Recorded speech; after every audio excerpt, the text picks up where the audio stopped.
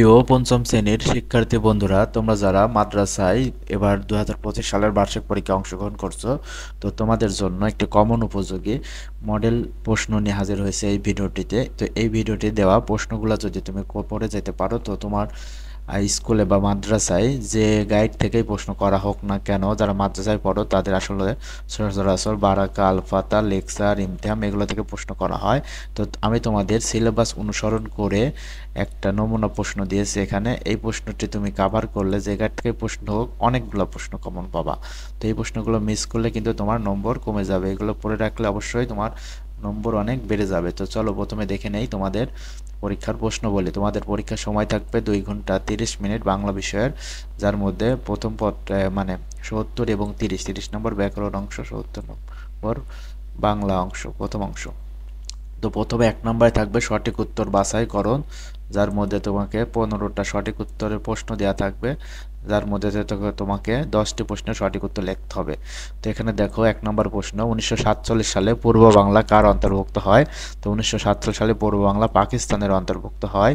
2 number, কাকটি পানি পান করার পর কেমন অনুভব করে? আনন্দ অনুভব করে। ঘাসফুল কিসে মাথা দোলায়? ঘাসফুল হাওয়াতে মাথা দোলায়। কুকুর কামড়ালে মামা কোন রোগের কথা বলেছিল? মামা জলাতঙ্ক রোগের কথা বলেছিল। পথিক শেষ পর্যন্ত কার কাছ থেকে খাবার জল পেয়েছিল? বালকের কাছ থেকে। বদ্রীনাথে জলাতঙ্ক হলো কেন? কুকুরের কামড়ে। বায়ু শব্দের অর্থ কী? বায়ু শব্দের অর্থ বাতাস। জলপ্রপাত শব্দের অর্থ কী?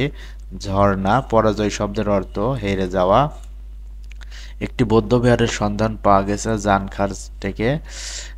বটেশ্বরের পাঁচির নাম হচ্ছে স্বর্ণদ্বীপ। উঠানেতে কিসের ছড়াছড়ি? হাঁস মুরগির ছড়াছড়ি। বিদায় হজে কোথায় অনুষ্ঠিত হয়েছিল? আরাফার ময়দানে। শিক্ষাগুরুর মর্যাদা কবিতার কবির নাম হলে কাজী কাদের নেওয়াজ। তো দুরন্ত শব্দের অর্থ কি? দুরন্ত শব্দের অর্থ অশান্ত। এই ছিল তোমাদের 15টি বহু নির্বাচনী প্রশ্ন, যেখান থেকে তোমাদের সঠিক উত্তর খাতায় লিখতে হবে 10টি, 10টিতে 10 নম্বর। এরপরে 2 নম্বরে শব্দ অর্থ লিখন থাকবে 10টি। তো তোমার বইয়ের মোস্ট ইম্পর্টেন্ট শব্দ অর্থগুলো আমি এখানে ধরে দিয়েছি, তুমি এগুলো বই থেকে পড়ে যাবা। ধরা, কুমার, বাড়ি, তট, ডিঙি, শির, গেরস্ত, তেষ্টা, খাটিয়া, কিরণ, কেল্লা এবং ক্যান্টনমেন্ট, এগুলো অবশ্যই ভালো করে পড়ে যাবে। এখান থেকে কিন্তু শব্দ অর্থ আসার চান্স সবচাইতে বেশি।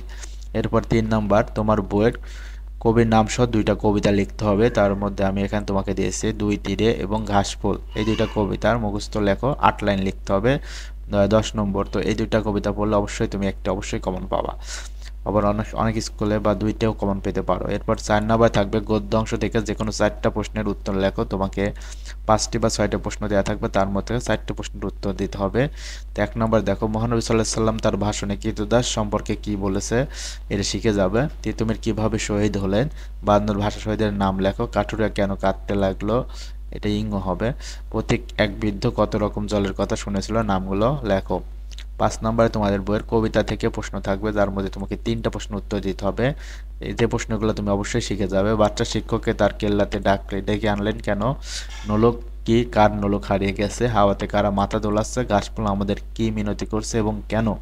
2 তীরে কবিতায় ওই পারের বনটি কেমন? এরপরে 6 নম্বরে তোমাদের থাকবে ব্যাকরণ অংশে 15 নম্বর। তো এর মধ্যে থাকবে যে 5টি শব্দে 3টা করে সমার্থক শব্দ লেখো। এখানে যে শব্দগুলো দেওয়া আছে এগুলো মোস্ট ইম্পর্টেন্ট। তো এগুলো 3টা করে শব্দ অর্থ শিখে যাবে, যে গৃহ, পাখি, পিতা, মা, নদী, আকাশ, পাহাড়, পুত্র। এরপর নিচের শব্দগুলোর বচন পরিবর্তন করো। 5 যে পশু, মানুষ, শিক্ষক, পেয়ারা, ফুল, এগুলোর বচন পরিবর্তন শিখে যাবে। ক্রীড়ার কাল কাকে বলে? কত প্রকার ও কি কি শিখে যাবে। লিঙ্গ পরিবর্তন শিখে যাবে এই শব্দগুলোর। এরপর 7 নম্বরে আসবে তোমাদের পত্র বা দরখাস্ত। শিক্ষা সফরে, সরি এখানে বানান মিস্টেক আছে, যাওয়ার অনুমতি চেয়ে মাদ্রাসা প্রধানের নিকট একখানা আবেদনপত্র লেখো, অথবা বই কেনার জন্য টাকা